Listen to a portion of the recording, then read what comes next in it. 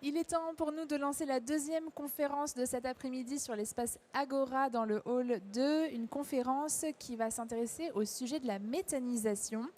Alors, il y a de nombreuses évolutions réglementaires dans ce domaine en ce moment, et donc tous ces changements suscitent des interrogations. Comment monter et financer un projet de méthanisation dans ce contexte économique, juridique et fiscal? Eh bien, c'est la question à laquelle nos trois invités vont tenter de répondre cet après-midi. À mes côtés, Odin Soireau de la BTE. Vous êtes responsable du service accompagnement ENR. Bonjour Odin. Bonjour. Thomas Filiatre, chargé de projet Solagro, et Virginie Le Sueur, chef de projet gaz renouvelable chez GRDF. Alors je me tourne d'abord vers vous, Odin Soireau, pour vous laisser nous présenter la BTE et nous donner des éléments pour mieux comprendre ce contexte. Merci. Hop. Alors on va prendre...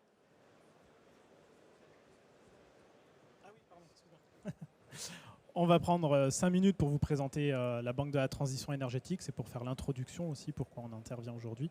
Et ensuite, je laisserai la parole à Solagro et à GRDF, qui entreront plus dans le détail sur la partie, notamment contexte et méthanisation. Donc nous, on a lancé la Banque de la Transition énergétique assez récemment. Hein, c'était le 15 septembre 2020, donc ça fait 3 ans. Ça commence quand même à faire un petit peu aujourd'hui. Il y avait une double ambition à ça. La première, c'était de permettre aux épargnants de pouvoir donner du sens à leur épargne. On avait de plus en plus de clients qui venaient nous voir en nous disant vous, en tant que banquier, qu'est-ce que vous faites de l'argent que j'ai déposé chez vous et est-ce que vous en servez pour financer la transition énergétique? La banque, c'est une grosse machine. Il y a des milliards de crédits, il y a des milliards d'épargne. On ne les trace pas forcément, c'est-à-dire on ne sait pas si on a financé de la transition énergétique, d'autres sujets. Et pareil sur l'épargne, on a des masses d'épargne, mais on ne les affecte pas sur des typologies de financement. Et vu qu'on avait cette demande quand même qui était de plus en plus importante, on s'est dit qu'il fallait quand même qu'on trouve un mécanisme pour pouvoir répondre à cette demande. Et donc ce qu'on a fait, c'est qu'on a créé des livrets d'épargne qui sont dédiés à la transition énergétique et pour lesquels on garantit l'affectation de cette épargne sur des financements de transition énergétique qui aujourd'hui on est en capacité de tracer également. Donc en fait pour les tracer c'est assez simple, hein. On les met dans des comptes spécifiques au sein de la banque, ce qui permet de les isoler des autres gammes d'épargne, des autres gammes de crédit, et de pouvoir les mettre face à face et de dire aujourd'hui on a financé plus de 340 millions d'euros de crédit sur la transition énergétique grâce à un peu plus de 350 millions d'euros d'épargne qu'on a collecté sur les 3 dernières années. Ça, c'était le premier point. Le deuxième point, c'était de rendre BPORA, la Banque Populaire Auvergne-Rhône-Alpes, comme l'acteur de référence sur le financement de la transition énergétique de la région. Et pour ça, il fallait qu'on se dote d'expertise au sein de la banque. Parce que le banquier, il a un fonctionnement qui est assez simple au final. Quand il ne connaît pas un sujet, il en a peur. Et quand il en a peur, il ne finance pas. Voilà, c'est aussi simple que ça. Mais sauf que nos clients, ils ont des besoins, ils ont des demandes et ils ont besoin d'être accompagnés. Et donc, il fallait qu'on monte en expertise là-dessus. Donc, on a créé une équipe dédiée où on a été formé spécifiquement, où on s'est entouré, on s'est accompagné de partenaires et d'autres entreprises qui nous ont permis de monter en compétences et d'aborder sereinement le financement de ces projets-là. Et donc, tous les financements de transition énergétique sont centralisés au sein de ce service pour être analysés sereinement avec des compétences techniques pour pouvoir réaliser les financements comme il se doit. Donc en termes d'apport, j'en ai parlé, mais on a une épargne verte et traçable qui est dédiée au financement de la transition énergétique, qui est isolée au sein du bilan de la banque et qui permet vraiment cette traçabilité. L'expertise, je viens d'en parler. Les offres de financement, donc mécaniquement, on a des offres de financement qui sont adaptées avec des prêts spécifiques qui permettent d'être topés spécifiquement dans nos systèmes d'information pour être tracés. On va avoir des prêts classiques, des financements classiques, on peut avoir du crédit bail, on peut avoir d'autres typologies de financement. Et enfin, l'autre partie, c'est la partie partenariat avec des acteurs de la transition énergétique. Et ça, c'est vraiment un acteur... ces partenariats, c'est clé en fait dans le développement de la transition énergétique au sein de notre région. Parce que nous, on reste que des banquiers, on reste que des financeurs. Et on n'est pas des énergéticiens. Donc il faut qu'on puisse s'accompagner avec des experts, avec des partenaires qui ont ces compétences. Et donc on a besoin de pouvoir s'appuyer dessus pour développer la transition énergétique. Et c'est pour ça que d'ailleurs, dans le cadre de ces petites conférences, on intervient avec nos partenaires. Nos champs d'action, c'est la transition énergétique de manière large. Donc on va retrouver tout ce qui est énergie renouvelable, donc le solaire photovoltaïque, les centrales hydroélectriques, la méthanisation, et c'est le sujet qu'on va aborder aujourd'hui, tout ce qui est lié à l'éolienne, aux chaleurs renouvelables. On va traire aussi tout ce qui est lié à la performance énergétique et environnementale. Donc là, on va retrouver notamment tout ce qui est rénovation énergétique, que ce soit de l'habitat individuel, de l'habitat collectif, mais aussi des processus industriels. la partie écomobilité, économie circulaire, etc., etc. Et enfin, il y a un dernier volet qui, lui, est plus sur la partie innovation, donc plutôt sur les technologies qui ne sont pas encore matures à ce stade. Et on va retrouver l'hydrogène ou le stockage d'énergie, par exemple. L'objectif, c'est de pouvoir accompagner l'ensemble de nos clients, que ce soit des clients particuliers, des entreprises, des activités agricoles, des collectivités locales ou des institutionnels. Donc le réseau de partenaires, je vais passer rapidement dessus, mais l'idée c'est que vous puissiez avoir en tête qu'on a noué des partenariats de manière assez large avec des producteurs d'énergie, avec des installateurs photovoltaïques, avec des entreprises qui vont faire, enfin des bureaux d'études, des entreprises qui vont négocier les contrats d'achat d'énergie, etc., etc. Et du coup, je pense que je vous ai à peu près tout dit sur cette partie-là. On va passer du coup sur le vif du sujet, sur la méthanisation, et je reviendrai un petit peu plus tard sur la partie financement sur ces projets-là. Merci beaucoup. On va effectivement passer la parole à Virginie Le Sueur. Donc Virginie, je rappelle que vous êtes chef de projet gaz renouvelable chez GRDF. Et vous allez nous présenter les facteurs clés de la réussite d'un projet de méthanisation. Exactement. Donc ces facteurs clés, ils ont été mis au point par un ensemble d'acteurs publics pour essayer de donner une idée de comment bien réussir son projet. Et on a défini 5 facteurs clés plus 3 facteurs transversaux. Donc là, les 5 premiers facteurs clés sont sur cette roue, et je vais commencer par le premier qui est la ressource organique mobilisable. Effectivement, pour faire un projet de méthanisation, il faut avoir quelque chose à mettre dans son méthaniseur. Et c'est très important que cette ressource, elle soit bien quantifiée et surtout sécurisée, donc qu'elle appartienne en majorité aux porteurs de projet. La deuxième question à se poser quand on fait un site de méthanisation, c'est les débouchés qu'il va y avoir pour le digestat. Parce que c'est bien beau de mettre quelque chose dans un méthaniseur, mais il faut après sortir ce qu'il y a dans le méthaniseur. C'est ce qu'on appelle le digestat. Hein. Exactement. Produit à l'intérieur. Le digestat, ça va être tout à fait le résidu en fait digéré de la matière organique qu'on a mis dans le digesteur. Et donc ça, après, ce digestat, il va falloir l'épandre dans les champs, et donc il va falloir avoir la surface agricole pour pouvoir épandre ce digestat. Donc il faut travailler sur le débouché de ce digestat. Ensuite, il va falloir se poser la question du débouché du biogaz. Parce que du digesteur, il sort 2 choses, le digestat, comme on vient de le voir, et puis du biogaz, produit donc par les bactéries lors de la digestion de la matière organique. Donc ça, c'est pareil, il y a plusieurs voies de valorisation du biogaz, et il faut se poser dès le départ la question de comment je vais pouvoir valoriser ce biogaz.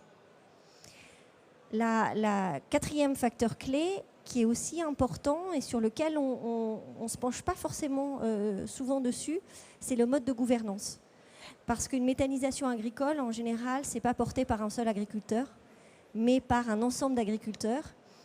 Et pour porter un projet de méthanisation qui est en général assez long, hein, les projets ils mettent entre, on va dire, 5 et 10 ans, entre le moment où il y a l'idée et le moment où on coupe le ruban, où le méthaniseur fonctionne, il faut réussir à bien s'entendre collectivement pour prendre les bonnes décisions au bon moment et ne pas bloquer le projet. Donc c'est très important pour le monde agricole particulier, quand on monte un projet de méthanisation, de bien, dès le départ, se structurer et se mettre d'accord sur les règles de fonctionnement. Et puis enfin, le cinquième facteur clé, ça va être un site d'implantation. Alors on dit un site d'implantation judicieux parce qu'il va devoir répondre à plein de contraintes. Il va devoir être pas trop loin de la ressource organique mobilisable, pas trop loin des surfaces d'épandage, pas trop loin du débouché pour le biogaz, et répondre à toute la réglementation, notamment à 100 ou 200 mètres des habitations. Voilà. Donc ça fait pas mal de contraintes à prendre en compte pour un projet. Et une fois qu'on s'est posé ces 5 questions sur les 5 facteurs clés, il y a 3 autres facteurs transversaux. Le premier que j'ai envie de citer, c'est la maîtrise technique. Parce que c'est un projet, donc, comme j'ai dit tout à l'heure, assez long, captivant parce que ça a du sens, on est sur la transition énergétique, on est vraiment sur l'avenir, Mais c'est un projet, notamment pour les agriculteurs, qui est complètement nouveau en général pour eux. Donc il faut absolument s'appuyer sur des bureaux d'études spécialisés pour se faire aider sur toute la partie technique. Et il y a notamment aujourd'hui un label qui s'appelle le label Calimeta et qui permet d'être rassuré quant aux partenaires que vous pouvez choisir, et notamment les bureaux d'études. Le troisième facteur, ça va être l'acceptabilité sociale et la communication. Alors, je sais qu'on n'a pas forcément toujours l'habitude de communiquer sur ces projets dans le monde agricole, mais là, ça va être essentiel si on ne veut pas que le projet soit bloqué. Il y aura toujours des gens qui n'adhéreront pas au projet, mais en communiquant dessus, vous allez avoir des gens qui vont adhérer au projet, qui vont vous soutenir. Et dans les moments un peu plus compliqués, vous ne serez pas seul et vous serez soutenu par des personnes, et notamment des collectivités, des associations. Et ça sera important de s'appuyer sur ces personnes. Et enfin, le troisième, mais Odin l'a déjà évoqué tout à l'heure, c'est l'équilibre financier. Voilà. Et donc pour ça, vous allez vous appuyer sur votre banquier préféré qui va forcément vous aider à trouver l'équilibre financier. La chose à retenir sur la méthanisation, c'est qu'une méthanisation agricole, l'équilibre financier va être sur la valorisation du biogaz. C'est la revente du biogaz qui va vous permettre de trouver l'équilibre financier. Mais ce n'est pas du tout la raison pour laquelle les agriculteurs font un projet de méthanisation. Les agriculteurs, ils font un projet de méthanisation en général. Quand c'est des éleveurs, c'est pour traiter leurs effluents d'élevage, et quand c'est des céréaliers, c'est pour aller vers une autonomie fertilisante, le digesta étant un fertilisant. Mais cependant, pour parler avec votre banquier, il va falloir se pencher sur la valorisation du biogaz, parce que c'est ça qui va assurer le financement. Odin, vous voulez ajouter un petit mot là-dessus? Merci. Oui, je voulais juste rajouter sur la partie partenaire et maîtrise technique. C'est vrai que le banquier, sur ces projets-là, il faut vraiment le voir comme un partenaire, comme un assistant à maîtrise d'ouvrage ou un maître d'œuvre. Vous le voyez comme un partenaire. Le banquier, c'est la même chose. Il faut l'embarquer le plus tôt possible dans votre projet. Il faut vraiment le voir comme un partenaire. Il faut lui donner envie d'y croire. Il faut lui montrer que vous maîtrisez le sujet, que vous allez être accompagné de partenaires qui sont de qualité. Parce que le banquier, vu les sommes en jeu, il va avoir des exigences aussi, que ce soit des exigences sur la partie équilibre financier, mais aussi sur la partie accompagnement, sur la technologie qui va être utilisée. Il y a des choses sur lesquelles on va être plus à l'aise que d'autres. Donc il faut vraiment le faire entrer dans la course le plus tôt possible pour être serein tout au long du projet. Parce que si vous ficelez de votre projet, entre guillemets, de votre côté, et que vous allez voir le banquier à la toute fin, vous pourriez avoir des mauvaises surprises. Donc il faut vraiment l'embarquer le plus tôt possible. Voilà. Pour moi, c'est un des points essentiels. Merci Odin pour cette précision. Alors dans les actualités 2023 autour de la méthanisation, il y a effectivement les changements de tarifs. On voit cette diapo là qui s'est déjà affichée. Qu'est-ce que vous pouvez nous dire, Virginie, sur ces changements de tarifs? Alors donc on parlait justement de l'équilibre financier. Ce biogaz, il a plusieurs voies de valorisation. La voie de valorisation prépondérante aujourd'hui, c'est de transformer ce biogaz en biométhane pour pouvoir l'injecter dans les réseaux de gaz, le biométhane étant la même molécule que ce qu'on appelle le gaz de ville. Et c'est ce biométhane qui va être racheté et assurer l'équilibre financier d'un projet. Il y a eu plusieurs tarifs de rachat du biométhane. Le premier, c'était en 2011. Et puis, il y a eu des évolutions en 2020, 2021, 2022. Vous voyez, c'est une filière qui est en constante structuration, en constante évolution. Et le dernier tarif, c'était en juin 2023. Donc, je vais tout de suite passer sur les points à retenir sur ces nouveaux tarifs. Avant juin 2023, on avait un tarif qui avait diminué. En 2011, il était relativement haut, et puis plus ça allait, plus le tarif diminuait. Là, je me rends compte que j'ai obligé de dire quelque chose d'essentiel, c'est que ce tarif de rachat du biométhane, il va être fixé, il est fixé par l'État, qui le garantit pendant 15 ans. Donc ce n'est pas quelque chose qui va être négocié entre l'agriculteur et un fournisseur d'énergie qui va racheter le biométhane. C'est quelque chose de fixé et garanti par l'État pendant 15 ans. En 2011, ces tarifs étaient assez élevés, et puis au fur et à mesure de la réglementation, ils ont diminué. La bonne nouvelle, c'est qu'en 2023, en juin 2023, ils ont réaugmenté. voilà, avec notamment un coefficient qui diminuait tous les trimestres, qui a été réévalué. Une autre bonne nouvelle, c'est que avant juin 2023, quand vous aviez des aides de l'ADEME, vous aviez une décote du tarif d'achat qui faisait que personne ne demandait les aides ADEME à l'investissement parce que sinon, c'était plus intéressant financièrement. Aujourd'hui, cette décote, elle est supprimée. Ça veut dire que vous pouvez bénéficier complètement de votre tarif de rachat du biométhane tout en bénéficiant de l'aide à l'investissement de l'ADEME. Troisième point qui peut être important, et on en a parlé tout à l'heure, c'est sur l'acceptabilité.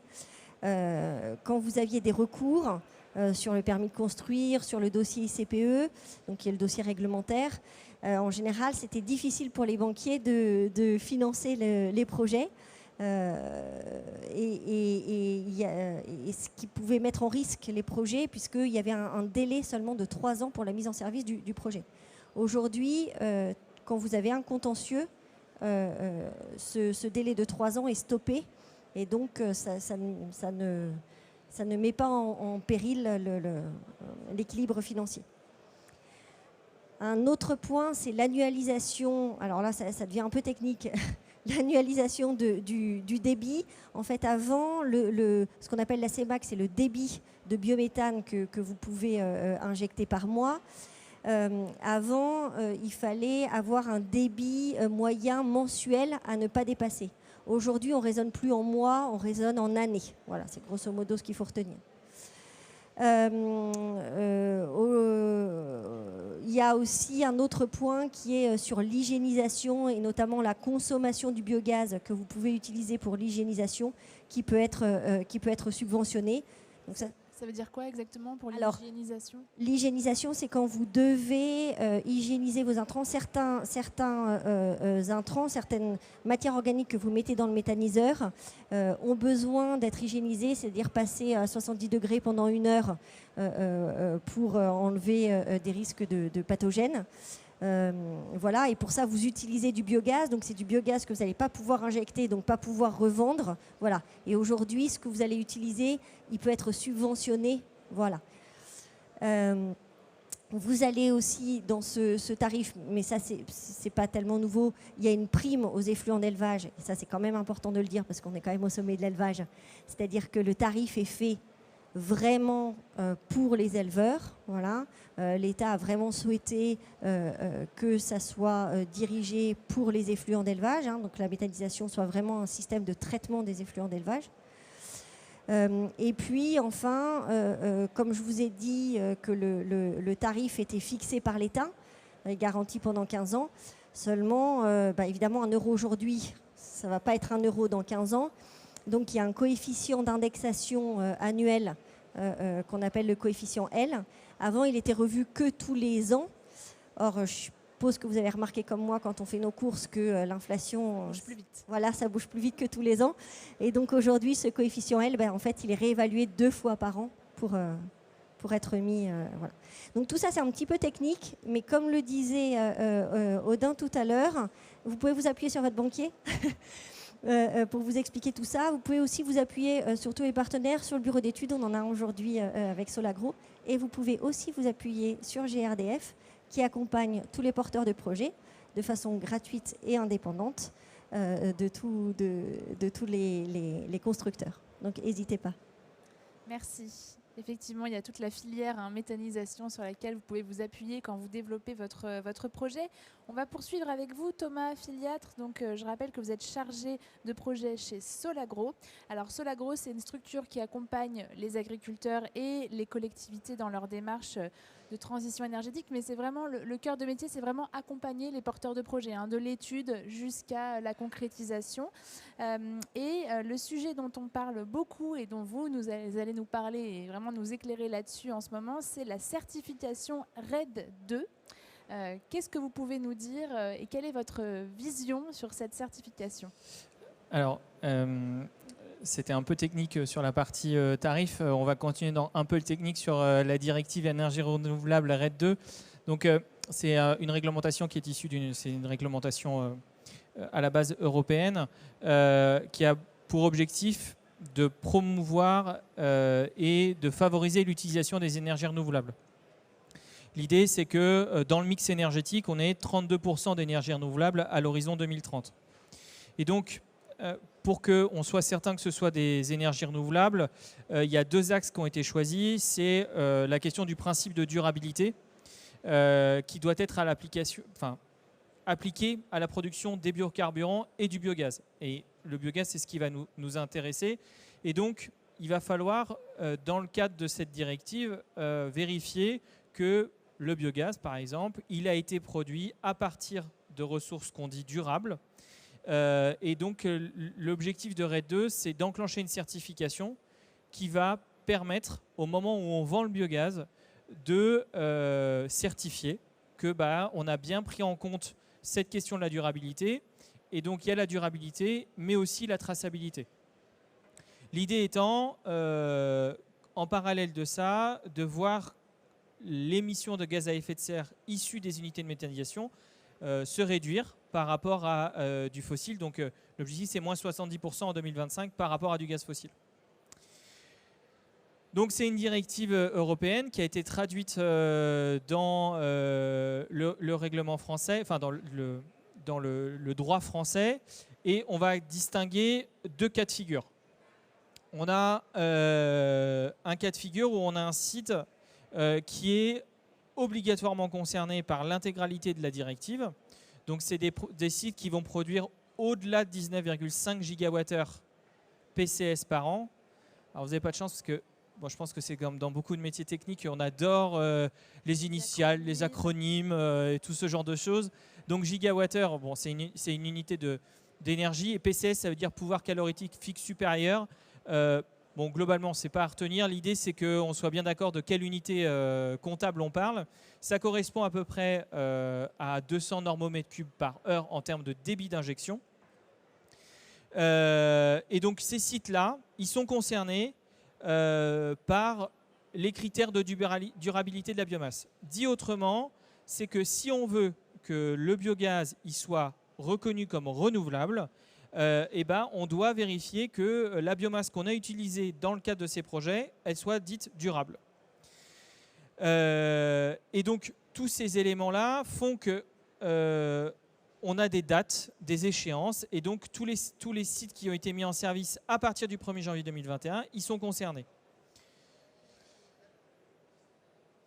Qu'est-ce qu'on peut dire sur l'impact que ça peut avoir pour les sites obligés? On a dit que la thématique de la conférence était comment on fait pour financer un projet. Là, en l'occurrence, a priori, on pourrait se dire c'est plutôt une contrainte. Donc ça va nous coûter de l'argent, j'ai pas très envie de le faire. En fait non, parce que si vous le faites pas et que vous êtes pour autant obligé de le faire, vous allez perdre votre éligibilité au tarif d'achat.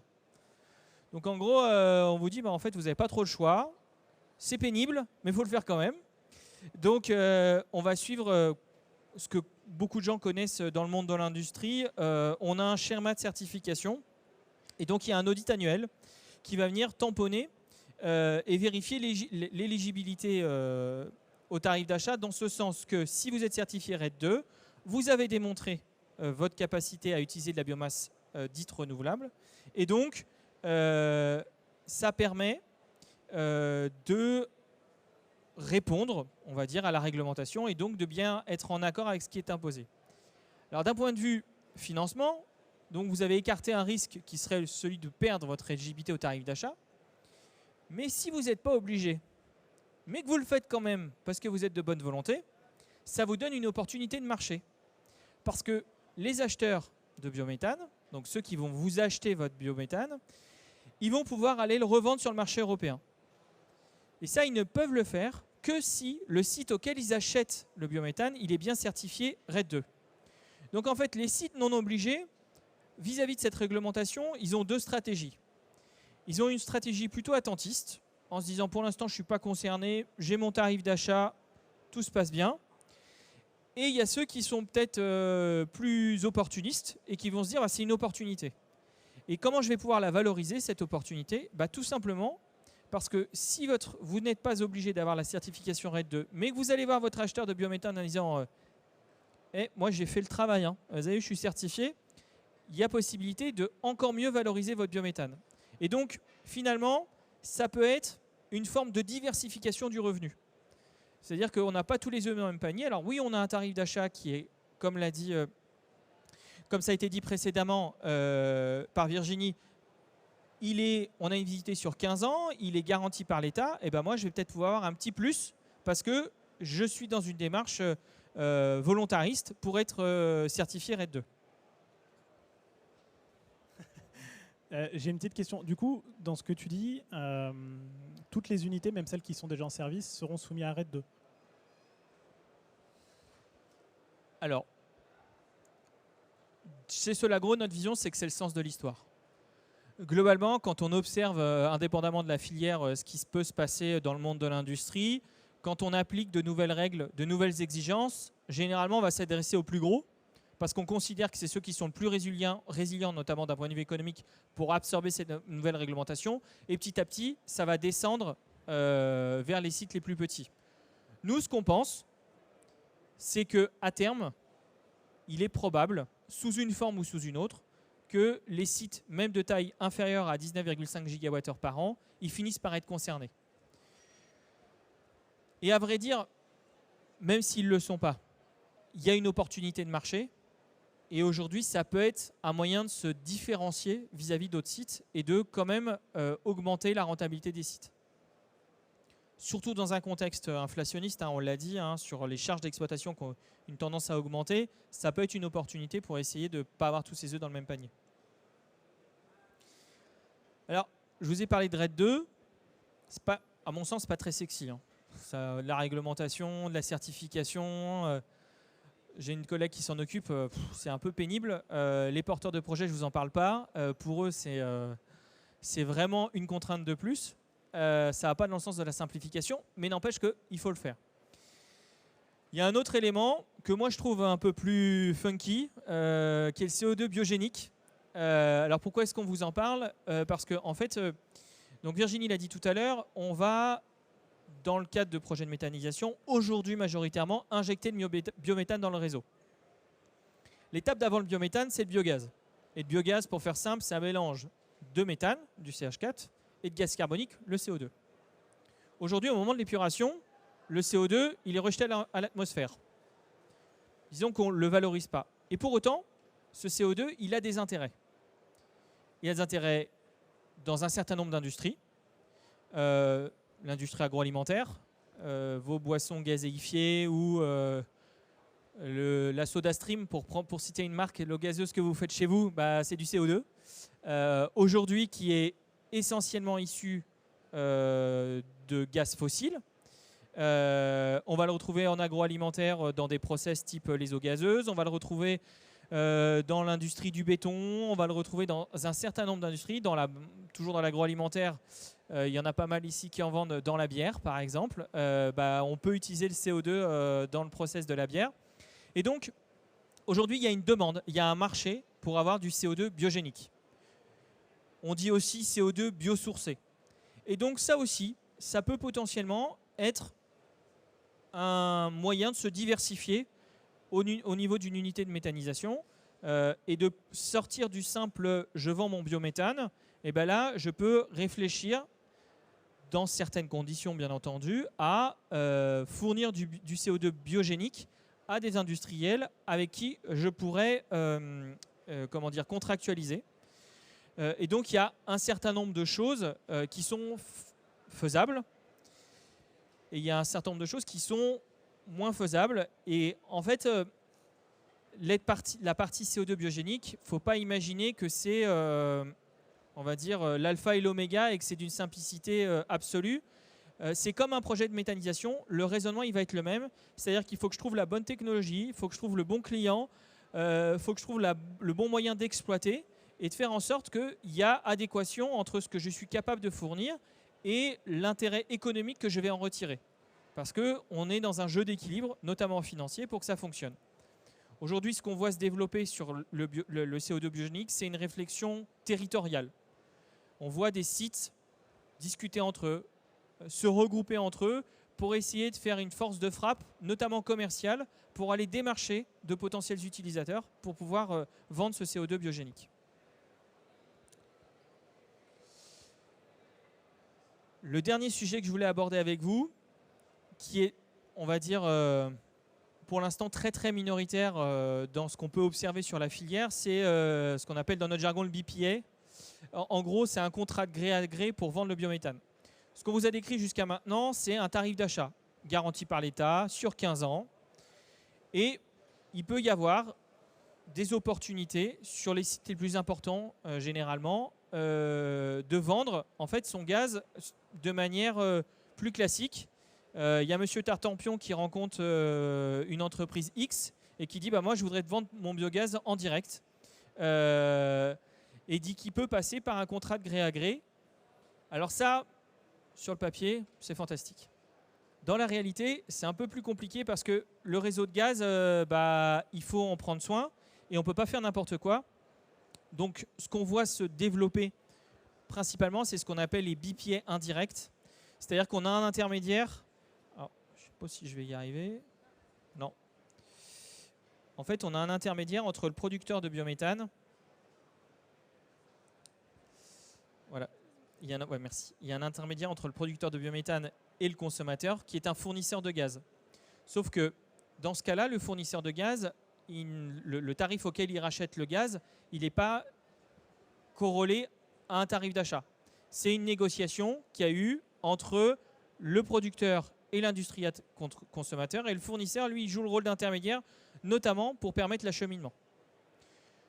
Je ne vous en parle pas plus parce que pour l'instant, à vrai dire, à notre connaissance, on a 2 cas en France de BPA et c'est des très très gros industriels consommateurs qui l'ont conclu et des très très gros producteurs qui l'ont conclu. Donc on imagine que potentiellement dans le futur, ça pourra résoudre des cas particuliers où on ne peut pas avoir accès aux tarifs d'achat, notamment quand on dépasse une certaine capacité de production où on n'a plus le droit de souscrire au tarif d'achat. C'est-à-dire qu'au-dessus de 19,5 GWh, on n'a plus le droit d'avoir le tarif d'achat. Il faut passer par ou un appel d'offres ou ce type de contrat.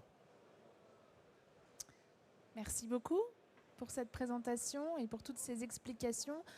On va pouvoir prendre un temps de questions-réponses avec les personnes qui sont présentes pour écouter cette conférence. Est-ce que vous avez des questions, un témoignage, une réaction par rapport à ce qui vient d'être présenté? Si c'est le cas, levez la main. Je viens vers vous avec le micro. Profitez-en. Nos experts sont là pour vous répondre et ils sont disponibles. Est-ce que quelqu'un souhaite intervenir? Oui ?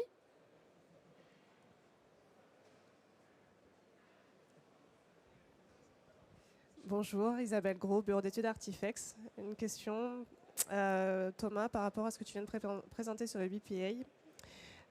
Est-ce que le fait de passer par un BPA, ça enlèverait le fait de respecter RED 2 ? Dans le sens, je suis soumis à RED 2, mais je ne vais pas être certifié. Du coup, je pouvais préférer passer par un BPA.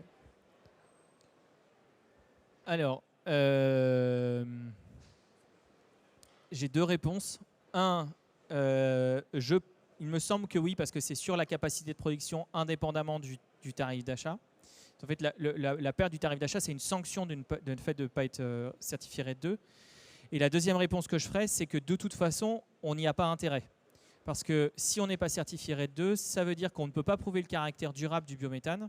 Et donc, en termes d'opportunités de marché, notamment pour les entreprises qui sont soumises aux ETS, alors c'est un système de quota carbone au niveau européen, et ça ne pourrait pas rentrer dans leur mix énergétique d'approvisionnement et donc ça ne leur permet pas de répondre à leurs obligations réglementaires.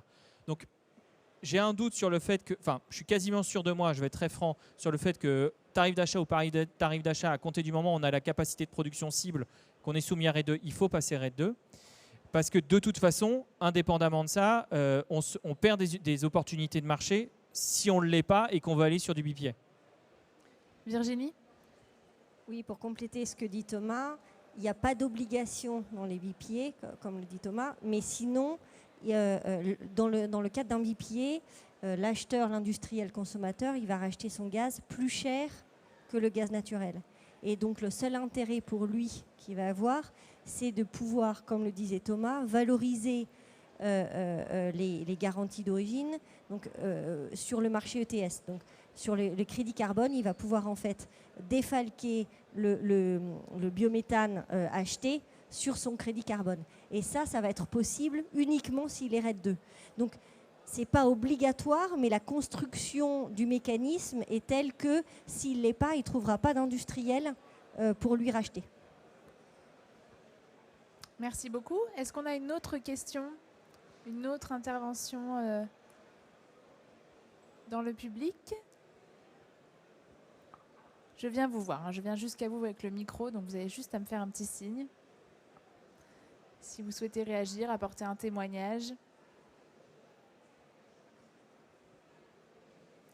Peut-être une question sur la valorisation des biodéchets, parce qu'au 1er janvier 2024, eh bien, il y aura une obligation d'effectuer pour nous tous, d'ailleurs, le tri à la source des biodéchets.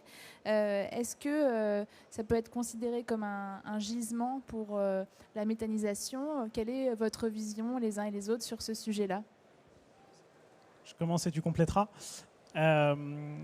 Alors oui, c'est vrai qu'aujourd'hui, c'est un gisement et ça permet une valorisation, ces biodéchets, parce que généralement, ça verse une redevance pour la méthanisation. Pour autant, moi, ma vision en tant que banquier, c'est de se dire comment ça va se comporter dans le futur et comment ça s'est comporté ces dernières années. Et globalement, ce qu'on constate, c'est que déjà, les tarifs de la redevance ont tendance à baisser et qu'avec potentiellement de plus en plus de méthaniseurs, ça va engendrer de la concurrence sur un certain territoire. Et je pense que plus il y aura de concurrence, et moins il y aura de redevances, et plus ça va devenir une charge au final pour la partie méthanisation. Donc oui, aujourd'hui c'est une valorisation. Attention sur la durée. Nous, en tout cas, en termes de financeurs, on y sera attentif. Et on ne va pas les prendre pour argent comptant pendant la durée du financement, donc c'est-à-dire une quinzaine d'années. On va plutôt le faire de manière dégressive sur plusieurs années pour arriver soit à une redevance qui est neutre, voire à des charges supplémentaires derrière. Merci. Oui, ouais, c'est assez juste. En fait, ça veut pas dire qu'il ne faut pas le prendre en compte et que ça ne peut pas être une opportunité d'approvisionnement pour les unités, mais il y a plusieurs choses qu'il faut prendre en compte. Un, c'est des obligations réglementaires supplémentaires. C'est-à-dire que quand on intègre du biodéchet dans son approvisionnement, ça a un certain nombre de conséquences. Je ne rentrerai pas dans les détails parce que ce n'est pas le lieu, mais il faut le prendre en compte.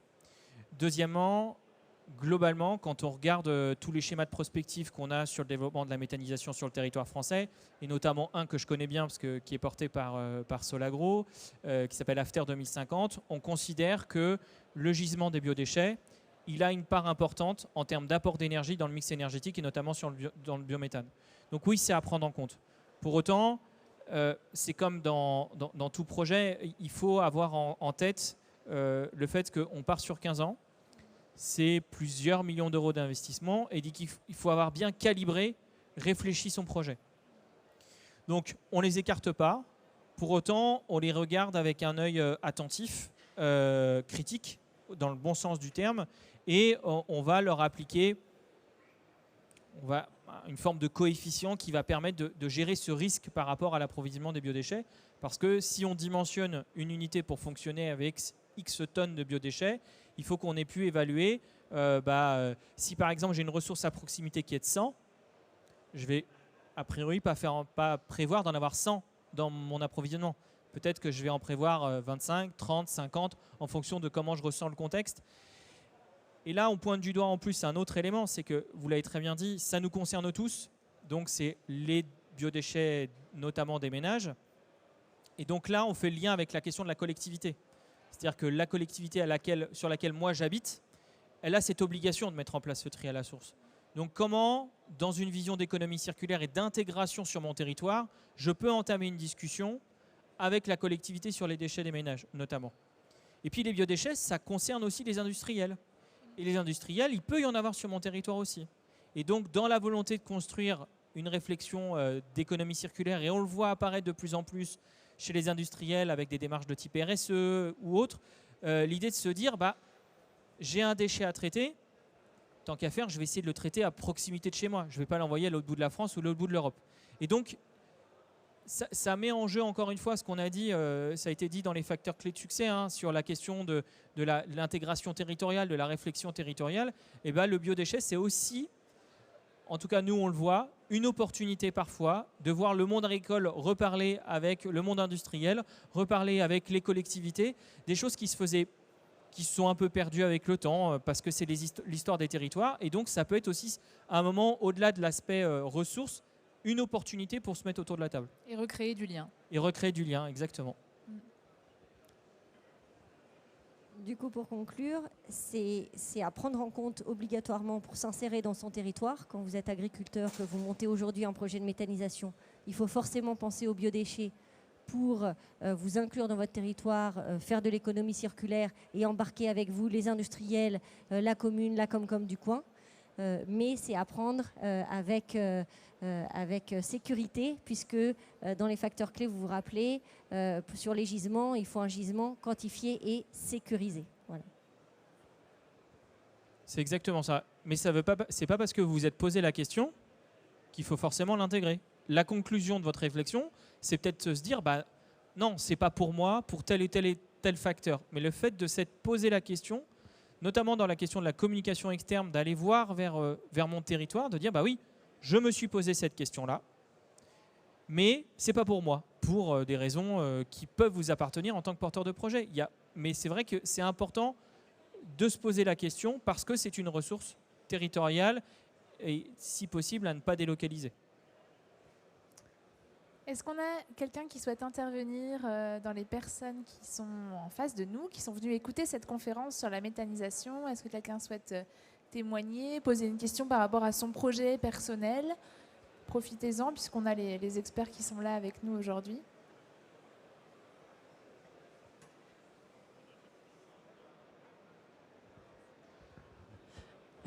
Alors pour commencer, je vous demande pardon, je suis arrivée au milieu de la conférence, donc j'ai peut-être raté des éléments au début. Vous parlez des aspects de rentabilité de la méthanisation. J'avais discuté avec des éleveurs. Ce qui me frappait, c'était aussi le changement de vie au quotidien de l'exploitant. Quand on a une exploitation agricole et qu'on choisit de mettre en place un méthaniseur, comme vous le disiez, c'est plusieurs millions souvent d'investissements. Il y a beaucoup de réglementaires. C'est très technique en termes...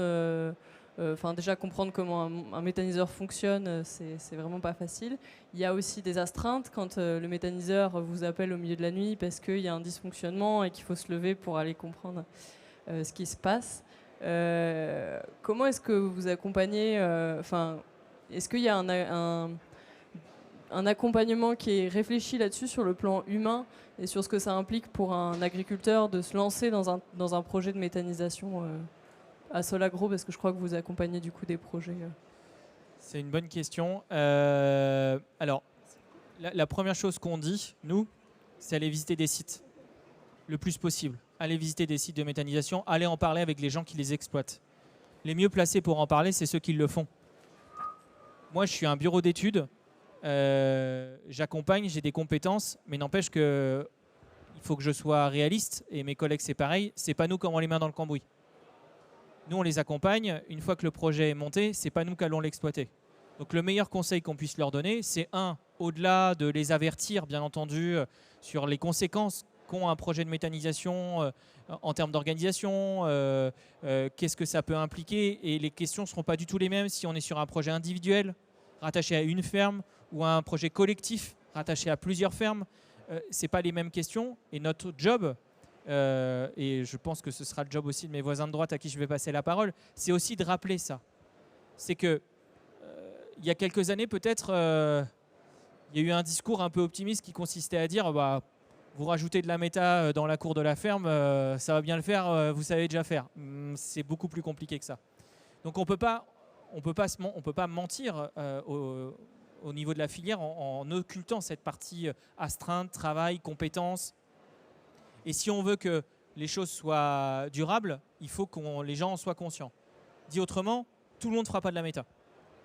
Pour tout un tas de raisons. Capacité d'investissement, la capacité de travail aussi. On sait à quel point la main-d'œuvre est un vrai sujet dans le monde agricole. Et à la limite, là, la méta, ça peut peut-être être une opportunité d'intéresser à quelque chose d'un peu différent, de ne pas être simplement sur par exemple la partie élevage, et dire il y a un autre projet derrière, il y a aussi un projet de méthanisation de production d'énergie renouvelable. Et puis encore une fois, je reviens à ce que j'ai dit, la première chose que je vous ai dite, allez voir des sites, discuter avec des exploitants, poser des questions pour comprendre par quoi ils sont passés. Parce que le projet peut être mené du mieux possible, il va y avoir des aléas. Il va y avoir des soucis, c'est inévitable, c'est inhérent à tout projet. Ce n'est pas propre à la méthanisation d'ailleurs, hein. Je ne connais pas un seul projet, même à titre personnel. Quand on fait par exemple construire une maison, je ne connais personne qui m'a dit « oh, ça s'est passé, nickel, pas eu un problème ». Voilà, c'est pareil, il faut discuter, en parler, l'anticiper, réfléchir à comment je vais gérer cette arrivée de la charge de travail sur l'exploitation si c'est un projet individuel ou collectivement comment on s'organise. Complète rapidement, mais c'est vrai que nous, encore une fois, en termes de financeurs, je vous disais qu'on était des partenaires. Là-dessus, on sensibilise beaucoup aussi les porteurs de projets sur la nécessité d'être accompagnés, sur la nécessité effectivement de prendre en compte le fait que gérer une unité de méta, c'est pas simple, ça va pas prendre 5 minutes. Et donc, des fois, on a des porteurs de projets qui viennent nous voir et sur le papier, ils ne prévoient pas forcément un collaborateur en plus pour gérer la méta. Nous, là-dessus, on y est assez sensible et on pousse fortement. Alors après, on n'est pas les seuls, hein, bien évidemment, ils sont accompagnés d'autres acteurs. Mais on pousse fortement à ce qu'ils soient accompagnés, à ce qu'ils anticipent et qui prévoient tout de suite qu'il faudra 1 ou 2 collaborateurs en fonction de la taille de l'unité de méthanisation. Et après, généralement, ils ne sont pas seuls, ils sont généralement accompagnés au moins pendant un certain temps par soit le constructeur, soit par un bureau d'études ou un AMO. Ils sont accompagnés au moment de la mise en service, en fait, pour faire en sorte que ça se passe le mieux possible et qu'ils ne soient pas tout seuls justement dans la gestion de cette unité de méta. Et c'est vrai, notamment en termes de contraintes, c'est vrai que s'ils prévoient d'être tout seul, être en astreinte H24, ça va être compliqué. Je voudrais juste rajouter un petit point. La formation aujourd'hui dans la réglementation, elle est obligatoire. Voilà, donc, et il y a aujourd'hui des formations qui se sont montées. Donc les agriculteurs ne sont pas laissés seuls devant les unités de méthanisation. Ils peuvent et ils doivent se former. Et pour l'emploi, effectivement, hein, comme l'ont dit Audin et Thomas, c'est une charge de travail. La bonne nouvelle, c'est que ça crée de l'emploi. Ce qu'on voit sur les unités de méthanisation, c'est qu'on est à 0,5 emplois directs sur l'exploitation, mais 0,5 version agriculteur. Hein, donc c'est un temps plein, on va dire. Et là, il y a plusieurs formes. Il y en a qui préfèrent, des agriculteurs qui préfèrent déléguer sur leur exploitation, d'autres qui préfèrent déléguer l'exploitation de la méthanisation. Voilà, tout se voit. Il y a des groupements aussi qui se montent aujourd'hui pour essayer de mutualiser des techniciens spécialisés à partager entre plusieurs méthaniseurs. Et donc, effectivement, c'est une charge de travail. La très bonne nouvelle, c'est que ça crée des emplois. En emploi direct et indirect sur un site de méthanisation, on est à une dizaine d'emplois directs et indirects en cumulant les deux. Donc ça, pareil, en termes d'acceptabilité locale et pour embarquer tout le territoire autour d'un projet de méthanisation, c'est important de le souligner. Et puis je dirais que venir sur un événement comme le sommet de l'élevage, c'est aussi une bonne manière de s'informer, de rencontrer des personnes qui ont mené ce genre de projet. D'ailleurs, demain matin, à 9h30, on aura une autre conférence sur la méthanisation avec le témoignage d'un exploitant. Donc je vous invite à revenir si vous êtes par là. Et comme ça, vous pourrez peut-être avoir d'autres informations et surtout avoir vraiment ce témoignage en direct. Vous avez une question ? Oui, bonjour, Michel Deloche. On a mis un méthaniseur en route en juin 2022. Et si je veux intervenir, c'est pour apporter un témoignage par rapport à la Banque Populaire. Ça s'est très mal passé au niveau financement. Hein. Nous avons eu affaire d'abord aux gens d'Issoire avec lesquels tout se déroulait très bien. Et puis au fil du temps, on a été basculé sur Lyon avec M. Falcoz. Et ça a été une horreur du début jusqu'à la fin. Hein. C'est quelqu'un qui est incompétent, qui nous a demandé des études dans tous les sens et qui nous a mis des bâtons dans les roues comme c'est pas possible. Donc si j'avais pas vu Banque Populaire sur votre panneau, je me serais pas permis d'intervenir. Mais je pense qu'il faut que tout le monde l'entende. Ce que vous nous avez fait subir et ce que, en termes de garantie, vous avez pris sur notre installation, c'est inadmissible, inacceptable. Vous n'avez pas le droit de faire des choses comme ça. Voilà, merci. pas de remarques particulières, parce que je ne peux pas me permettre de répondre à ça devant tout le monde. C'est des sujets particuliers. Mais je suis bien malheureux pour vous que ça soit mal passé. Après, on en finance. Je pense qu'on est dans les standards en termes de garantie et autres. Mais voilà, je ne vais pas étaler auprès de tout le monde ce qui a pu se passer, certainement. Est-ce que quelqu'un d'autre souhaiterait poser une dernière question peut-être à nos intervenants sur le sujet de la méthanisation ?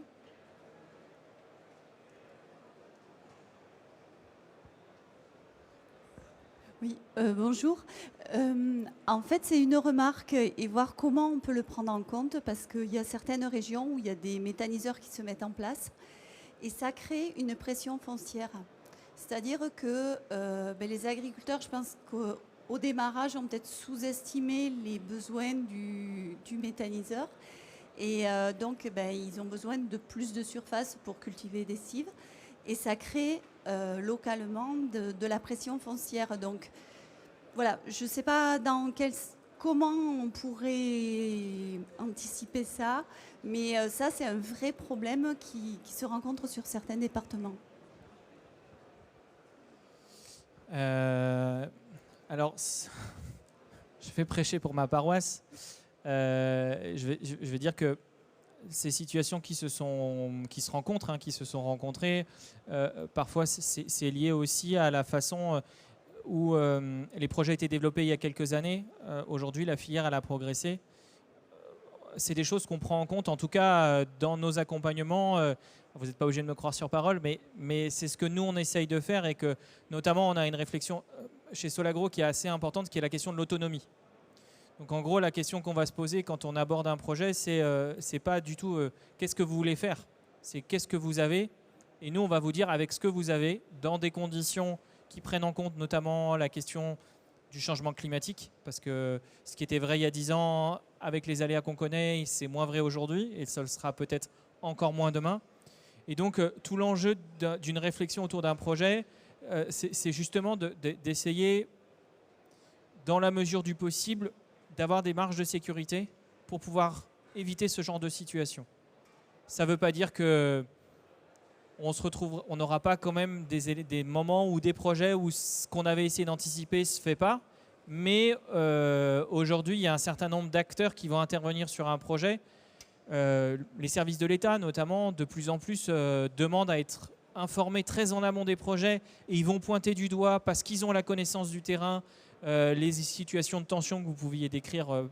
Nous et mes confrères qui font un travail d'assistance sur les projets, on va essayer justement d'aider aux exploitants à réfléchir à ça et comment prendre en compte ce risque, parce que ça en est un, et comment en tout cas faire en sorte de le réduire au minimum.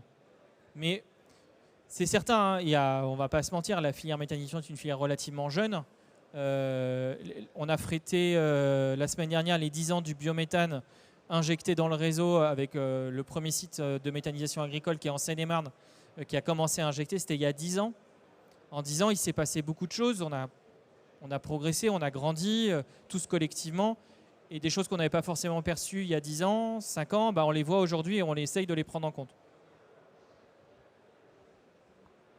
On revient en fait avec cette question au facteur clé de succès de la méthanisation et notamment celui de la ressource organique mobilisable. Vous parliez de la pression foncière pour les cives, donc les cultures intermédiaires à vocation énergétique. Ça veut dire qu'il n'y a pas eu une bonne réflexion au départ du projet sur la ressource organique mobilisable, quantifiée et sécurisée. Or aujourd'hui, et comme le disait Thomas, avec la structuration de la filière et notamment avec les banquiers qui sont très attentifs à avoir des projets qui sont sécurisés, tout le monde regarde que la ressource mobilisable elle soit sécurisée dès le départ du projet.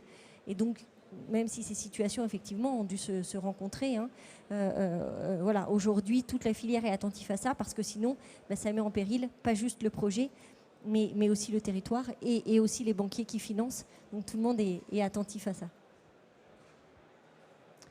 Merci beaucoup. Si vous le souhaitez, nous avons le temps pour une dernière question sur cette conférence sur la méthanisation. Donc c'est le moment de lever la main si vous en avez une, si vous souhaitez réagir ou intervenir. Et puis ensuite, nous passerons à un tout autre sujet. Mais comme je l'ai dit, il y a d'autres rendez-vous autour de la méthanisation dans les jours à venir, notamment demain matin. N'hésitez pas à regarder le programme des conférences ou si vous trouvez un petit flyer comme ça aussi, il y a tout ce qui se passe dans l'espace Agora pendant les jours à venir. S'il n'y a pas d'autres questions, je voudrais juste rajouter, nous on a un stand donc, dans le hall 1, côté Banque Populaire. Il y a Solagro qui est présent avec nous, donc si jamais vous avez des questions qui vous viennent plus tard, n'hésitez pas à passer sur notre stand. On se tiendra à disposition pour pouvoir répondre à vos questions. Et GRDF est juste derrière. Donc pareil, n'hésitez pas, ils pourront répondre aussi à une grande partie de vos questions. Merci à tous les trois pour vos interventions. Merci à vous d'avoir été présents pour cette conférence. Si vous voulez rester pour la prochaine, vous êtes les bienvenus. On va parler empreinte carbone de l'entreprise agricole dans quelques minutes ici avec d'autres experts. Donc restez avec nous si vous le souhaitez. Et sinon, bon après-midi, bonne fin de journée sur le sommet.